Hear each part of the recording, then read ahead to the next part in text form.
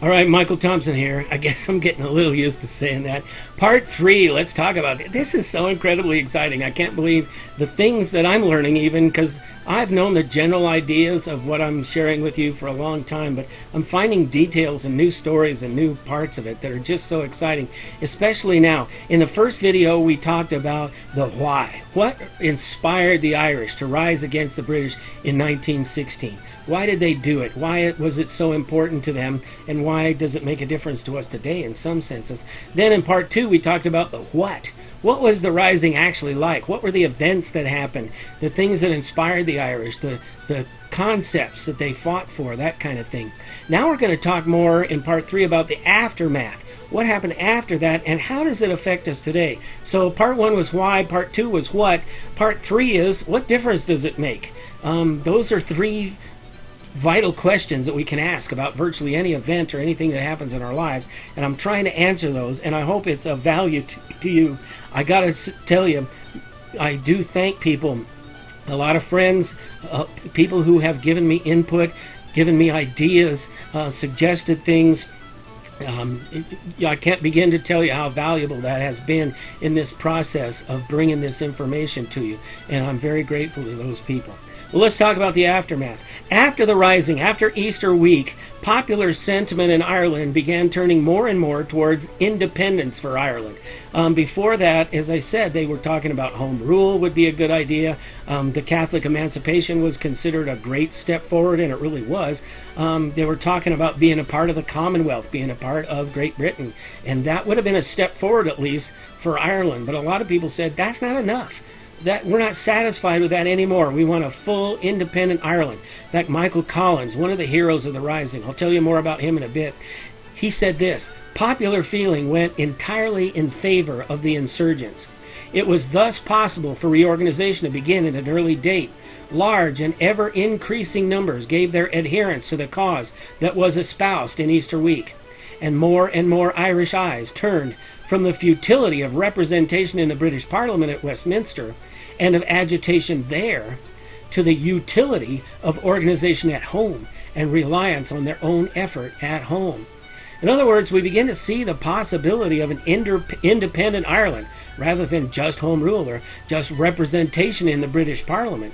And so the war for independence began, and though it took quite some time to begin to rally the popular sentiment to action, it did rally, and over time it got more and more strong. For 5 years, the Irish carried on a guerrilla war against the British. The British attempted to suppress it with brutal force, horrible things they did, atrocities. In fact, it was actually the extreme cruelty of the British that rallied world sentiment to the Irish cause. What Ireland could never have won by force was finally granted in 1921, when Britain agreed to a truce and negotiations began for a treaty to end the war. The Irish knew. Collins, De Valera, the president, and I'll tell you more about him in a second, the people in the Irish Council, the military council that was heading up this effort, they knew there was no practical way they could defeat Britain in an armed conflict. They just knew it wasn't going to happen, even if they were fighting a war on a foreign front. What they were hoping to do was get the British to be tired of the whole thing and give up, which is very similar to what happened to the Americans in our revolution.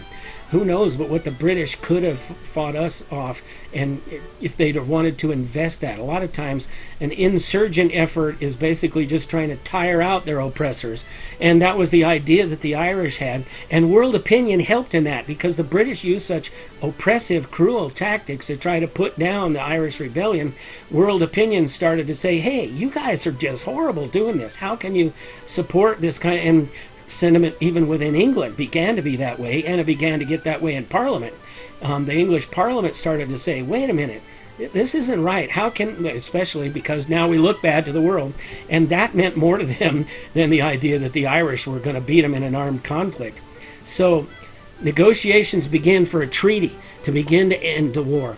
They're going to try to get that, and the negotiations for the treaty are a very important part of what influences this even today. Irish President Eamon de Valera, who was actually born in the U.S., strangely enough, and Michael Collins was one of the most famous generals of the war, and a number of others formed a council to discuss those treaty negotiations. Collins was selected by De Valera, the president, to head the negotiations, to head the delegation to go to London and discuss the treaty. Collins vigorously opposed this. He thought it was a horrible idea. For one thing, he never wanted to push himself into the public eye. He liked being in the background. He liked doing his duty. He was a brilliant tactician, wonderful strategist, got some of the most successful events that happened on the side of the Irish going, and he was happy about that. And he said, that kind of throws this fear of mystery into the British. We'll lose all that if I go to London and start talking to them and they see who I am. I guess he was that self-effacing. Collins thinks it's a horrible idea, but De Valera insists that he be the one to head the delegation to negotiate the treaty. Now, everybody on the council, and I've seen their writings and their words and their quotes, they knew and agreed that there was no possibility the English would ever agree to an entirely independent Republic of Ireland. They just wouldn't do it.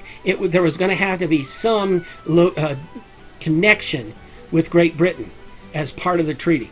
The English just never would agree any other way, and they knew that. The council knew that, and they admitted that beforehand. And that becomes important in a minute, because the delegation brings back a treaty that actually allows 6 counties in the northeast of Ireland to secede from the newly created Irish Free State, and they remain affiliated with Great Britain to this day. That was part of the treaty negotiations. They allowed part of Ireland to remain British. The whole council admitted that this was going to have to be before they started out, but several of them hypocritically began to criticize Collins afterwards. Many still think that De Valera hung Collins out to dry in this process, that instead of De Valera as president going to negotiate, which he really should have done, he sends Collins to make him a scapegoat. We don't have any proof of that, but a lot of people think it's true, and it's certainly a possibility. It's certainly a very likely part of the outcome when you look at the events that happened. In fact, after the Irish Parliament ratifies the treaty, De Valera resigns as president and he's one of the heads, he's the leader of an anti-treaty force. And the anti-treaty people attack the treaty people, and there's a 2-year Irish Civil War. They're attacking each other. The anti-treaty forces say, you guys were traitors to sign this, that didn't get everything we wanted, and it didn't get an independent Ireland. And the treaty forces said that was the best we could have done, and they were really right. We know to this day, you find out now later on, information has shown that the Irish couldn't have held out for more than about a week after this. If the English had not offered a truce and a treaty, they would have had to give up and abandon the whole thing. There was just no way, there's no possible way they could have won an entirely independent Ireland. As much as they wanted it, Collins, more than anybody, fought for that and wanted that, and really did, and all the leaders did. But some of them turned around and then called them traitors for accepting something less. You decide what you think about that. The Civil War had many lasting effects that can still be seen today. And for one thing, the island of Ireland, think about that, is officially divided into 2 separate countries, 2 separate official countries today. The Republic of Ireland, which succeeded the Irish Free State, that's what that became, consists of 26 of the historic 32 counties of Ireland. Ireland historically had 32 counties. 26 of them are a country called the Republic of Ireland. It's an independent nation, member of the European Union. Northern Ireland, on the other hand, that's the other country that's on that island, is made up of those other 6 counties in the northeast part of the island. It's part of the United Kingdom. The official title of the country, I've met a lot of British people who don't even understand this, United Kingdom of Great Britain and Northern Ireland. I told you a minute ago it was called Great Britain and Ireland before. Now it's Great Britain and Northern Ireland, UK, the United Kingdom. That's where that comes from. The United Kingdom was caused by these acts of union where the English brought in these other countries as part of their, and being under their crown. It includes Northern Ireland, England, Scotland, and Wales is what makes up the United Kingdom. Now, Northern Ireland in the north is primarily Protestant in population. They were planted with English and Scots loyal to the British Crown, especially during something called the Ulster Plantation. Because of that, they're known as Ulster Scots. Their descendants today are proud of their British heritage. They're proud of their Protestantism and their loyalty to the English Crown. That's their culture, that's their heritage. They consider themselves Irish, but also British. And that's just part of who they are. Collins and the other treaty signers knew that those people were so stubbornly British that they would never agree to be a part of a non-British Ireland. In other words, if they could have gotten the English to agree to a full and independent country, those people in the north would have fought against them. There would have been a civil war of a different type. And the Irish Republic, the Free State, would have had to fight with their own Irish people in this great civil war. And they knew at the time that public opinion, world opinion, would turn away from the British and their atrocities and focus on Ireland and their killing their own Irish people to try to keep their country united. And so they knew that that was never going to be a successful tactic for bringing Ireland together. The whole idea was to have a unified Ireland. They really wanted that, a united Ireland. But they agreed to the division in hopes that it would be the first step. They got 26 counties, we'll work on getting the other 6. That was their whole thought process in going through this. No, that's not what we want. No, it's not acceptable, but it's all we're going to get now. We'll look toward the future. Now, I told you about the Protestants in the north, primarily because they were English and Scots. They came from those places. The Republic of Ireland is primarily Catholic. But really the labels and divisions associated with these are far more about politics than about theology. The Catholics and the Protestants in Ireland argue about theology. Of course they do all the time. But it's mostly spurred and fomented by political divisions. Extremists on both sides use the language of religion to incite fear. They really do. They tell the Catholics, the Protestants have persecuted you for hundreds of years, and so they did. They tell the Protestants, these Catholics are going to rise up and get revenge for what we've been doing to them all these years, and maybe some of them would, I don't know. But the common people in Ireland, the normal person on the street, this is not the big issue to them. Yeah, they think, the Catholics think they're right, and the Protestants think they're right, but they're not willing to go to war over it.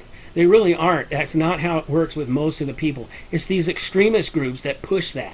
They radicalize them, people are calling that today, and they begin to push the religion as a divisive thing when really it's politics. It's really all about control of the government and that kind of thing. Now, these extremists in these groups, they brought their efforts to a climax in events that are today known popularly as the Troubles. That kind of peaked in the 1970s and early 1980s. The Loyalists are those loyal to the British Crown. They're in the north. They fear an increasing population of Catholics. As Catholics increase in population, they tend to take more and more control over things, and that makes a lot of the Protestants, especially the radical extremists, afraid. And so they undertook efforts. They legally disenfranchised Catholics in a lot of ways that are only just now being remedied. In politics and in society, there's still discrimination that way because Protestants are the majority and control the government and the police force and things like that. They do that to Catholics to a lot of extent. However, the nationalists, now you had loyalists on the one hand, loyal to Britain. Nationalists are the ones who favor an independent country. They're the people who live in the north of Ireland but would rather be part of the independent republic if they could. They'd like to see their part of the country made Irish and not British anymore. They resisted those abuses, bombed police stations, did all kinds of stuff. So groups on both sides, they took up arms. These were the military or the paramilitary organizations, they're called. They spread terror with bombings, they killed their opponents, each attempted to gain control of the society. I could tell you volumes and volumes more about that whole period of the Troubles and all that happened. It's a very complicated, complex time in Ireland. But the truth is, tensions have eased dramatically, especially since something happened in 1998, the Good Friday Peace Agreement. The British, the Irish in the Republic, and the Irish in Northern Ireland got together and signed a peace treaty, an agreement. It's called the Good Friday Peace Agreement. They did that in 1998. It didn't put an end to everything. There are still divisions and tensions, even occasional violence to this day, but nothing on the scale of what happened before that. Gradually after that, things have calmed down and decreased. There are still a few radical splinter organizations that carry on the armed fight. Most of Ireland, most of the Irish people on both sides don't think that violence is the way to solve the problem anymore. There are still neighborhoods in the north of Ireland where it would be inadvisable to display the colors of certain football clubs, depending on which side you're on. There are still places where one needs to be extremely careful about certain slogans or songs that might excite animosity. You got to be careful what you say, what you sing, how you talk about different politics. Excuse me. Politics is an explosive issue in a lot of parts of Northern Ireland to this day. It's interesting, you can tell what part of town you're in, which neighborhood. Is this Catholic or Protestant? In the Catholic neighborhoods, the curbstones are painted orange, white, and green stripes. In the Loyalist neighborhoods, in the British parts, they're painted red, white, and blue like the British flag, the Union flag. You'll see murals. They're big on murals. They have all these slogans, and I've seen slogans on walls in Derry and Belfast that said "British and proud of it, always will be, loyal to the crown," and other ones, that are like, "You're now entering free Derry," like you're oppressed if you're in the other side. In Britain, they hurl these slogans and these things at each other. The Irish people still carry a lot of that. It still fills them to this day. Few of them engage in violence. There are still some who do, but most of the people are learning to live in peace this way. Once in a while, though, you still get a partisan event happening. It shows us that old anger is still there. One such event was the shooting death of a 19-year-old Antrim teenager on his way to work. He was standing at a roundabout waiting for a lift to go to work in 2001. We were celebrating Independence Day here in the United States. It was the 4th of July of 2001. Our events of 9/11 hadn't happened yet, but things were happening in Ireland that were just as meaningful to them. I wrote a song about that fellow and about the ways his friends and family have dealt with his death, his assassination by those terrorists. I'd like to sing it for you. Young Kieran Cummings was only 19, well loved by his neighbors and his mother Kathleen, when red-handed Orangemen on the 4th of July decided that young Kieran Cummings must die. They killed Constable O'Reilly in quiet Portadown. They shot Ryan Service to death in Belfast town. They blew up pubs and churches, and untouched by the law, they killed Rosemary Nelson in County Armagh. Well, Kieran cheered on the proud Celtic football team, wearing his jersey with hoops white and green. Now his mates wear the same, as through Antrim they bear Kieran's coffin to Belmont to put to rest there. Bishop Walsh remembers the life Kieran led, as the Requiem Mass in St. Joseph's is said. Catholic and Protestant Antrim neighbors hold love for the family who now sends Kieran above. A statistic Bishop Walsh says Kieran will be to all but his close friends and sad family. In a few days we'll not remember his name, and life will move on, much to our shame. Well, Father Murray will help his family to heal the wounds they and Kieran's friends currently feel. Only those few in Christ, the great God of love, will remember this precious one who now dwells above. Well, if all that is true, then ashamed we should be, saddened by how quickly life becomes history. And if we soon forget this young Antrim son, then surely the terrorists on both sides have won. Young Kieran Cummings was only 19, well loved by his neighbors and his mother Kathleen, when red-handed Orangemen on the 4th of July decided that young Kieran Cummings must die. I hope that song gives you some feeling of how the events of the 1916 Rising still affect people today, still affect the Irish people, still affect us as Irish Americans, still affect people all over the world. The anger is still there, but the people are still the people, and it's incredible. And part of what I want to do because of that is take a group. Here's my commemoration. Here's how I want to honor those people and honor that history, is to take a group of people Easter weekend, and before that too, I'll tell you a little bit about that in a second, over to Ireland. We're going to walk the walk, talk the talk, see the sights, find out what really happened, experience these things for ourselves 100 years after the fact. See how they still affect people. See how the things, see the places where these things happened. We'll go to Kilmainham Jail. We'll see where they were held in cells. We'll see where the executions happened. A lot of them, I've seen the stone that they were put up against for the firing squads. That's a very touching place. There are history interpreters there that have to have a passion, like I have a passion for this, to share with you. They're volunteers. They do this out of their love for their country and their history. It's incredible. Here's the plan. We want to go to Ireland for a week. March 23rd through the 30th. I had kind of thought about, I thought about two different alternatives. One is to go just for a few days, just to Dublin, just to visit these events and sites. But a lot of people told me, you know, I get input from people, what do you want to do? How would you like to see this?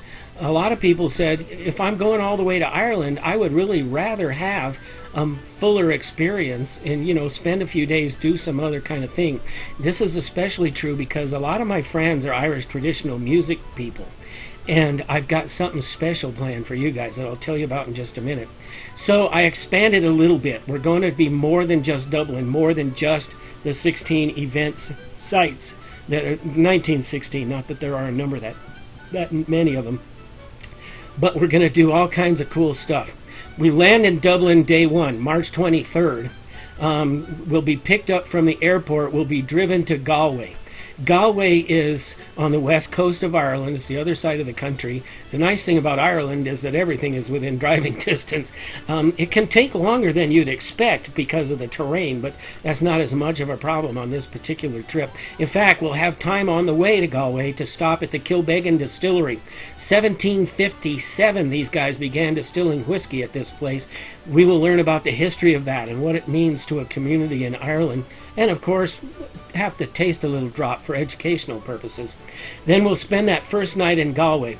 That's a fascinating city. It's a port city. It's on the seacoast. Figures so prominently in Irish history in so many ways. But yet Galway is also the home of the youngest demographic in Ireland. The nightlife there is incredible. I've got a friend who's shared with me some of his favorite pubs that he's gone and played Irish music in. And we're going to talk to some of those people. We'll, at the very minimum, be able to see Irish music on several different evenings of this trip. But I'm working on ways to get some of my players, and I'll let you know more about that as we continue the arrangements. I want to get the people who play Irish music to be able to play with the Irish in these sessions. It's an incredible way to get to know people and to make friends in Ireland. We'll do some of that in Galway. Then we'll go up to Connemara. If you ever want to see some of the most amazing rugged scenery in all of the world, Connemara, Ireland is that place. It's just amazing, the Rocky Hills. I call them Rocky Hills. Some of them call them mountains, but we're from Colorado. We know better than that. We will find Kylemore Abbey, which is now home to a Benedictine sisterhood, but is a historic old abbey. It's been around for years. The next day, we're going to go to the Cliffs of Moher and the Burren. Now, Moher, M-O-H-E-R, for those few of you who may not have known that, is one of the most brilliant pieces of seaside coastal scenery you'll ever find. These cliffs drop directly down to the tumultuous Atlantic Ocean. It's amazing to see, and it's just an incredible sight. We'll be able to see that. We'll stop there and be able to take that in. We'll also see the Burren, which is a very unique.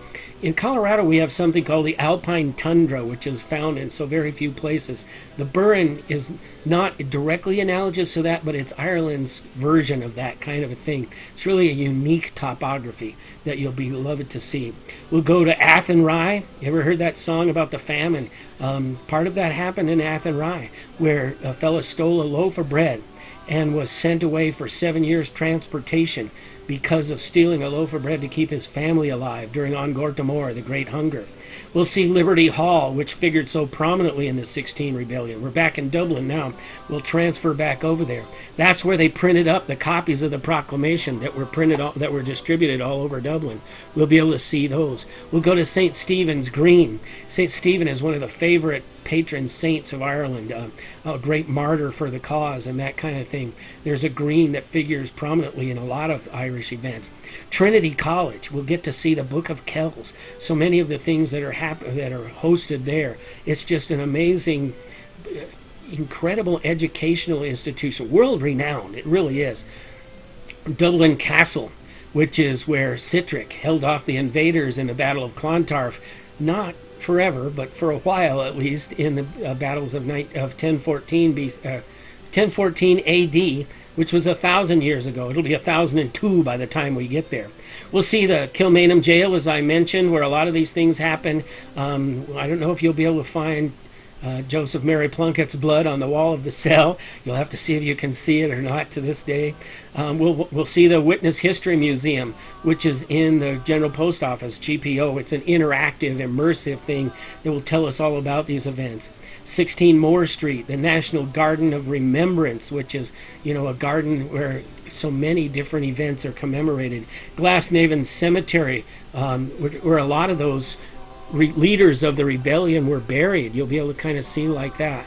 We'll be welcomed into these cities. We'll stay there. We'll have 7 nights hotel accommodation. We'll have services of a Dublin city guide. We'll have a coach. 1 suitcase per person is included for porterage. They'll carry it in and out for you. We'll have breakfast every day. There will be dinner a couple of times. Kylemore Abbey, they're going to serve us dinner, that kind of a thing. This is going to be an incredible trip, an incredible remembrance, an incredible way of honoring the people and the events that happened during the 1916 Easter Rising. Click on the link below, get some more information, sign up, put in your deposit. We got to have deposits in just a very short amount of time to make this be able to happen. These events are coming up in less than 3 months. In March 23rd through the 30th of 2016, the actual trip will take off from Denver. If you live in another part of the country or another part of the world for that matter, no worries. I can take care of your airfare. I can get you to the right place. We will have a land-only price and then a separate thing for airfare. That way I can get you the best price at the time. The earlier you book that, the better it's going to be. I've seen some really good prices. They're a couple $100 cheaper right now than they usually are, but that depends on getting our stuff in for at a good time. As a matter of fact, there is a time limit on this particular offer. It'll be $200 more expensive if you book after January 15th. I'm sorry, I just have to do that because of the way we have to book the rooms and the rates and all that kind of stuff. Book before January 15th, you'll save $200 off the price. I'll be putting the pricing and all the details for that in an email that's coming up. Make sure you've signed up for my email list to be able to get that. There's a link on this page. When you signed up for this course and these 3 videos, you gave me your email address, so I will have that to send it to you, and I will take care of that. I'll give you all the details. If you've got any questions, any comments, there's a link at the bottom of the page right under this video. Be sure to put your questions, your comments, your suggestions in there. As I've said before, I so value those people who have come forth and given me comments and questions and suggestions and all kinds of good stuff. This trip would not be possible without the help of all my friends. Again, I'm Michael Thompson. For those 2 or 3 of you who don't know me, I'll be back. I'm going to keep doing a few extra videos as we go through, follow-up kinds of things. In fact, I'm looking at maybe doing a whole series on Irish history. Maybe not just the 16 Rising, although that's my focus right now. We'll talk about some other events in Irish history, and it's going to be exciting. Thanks for being here.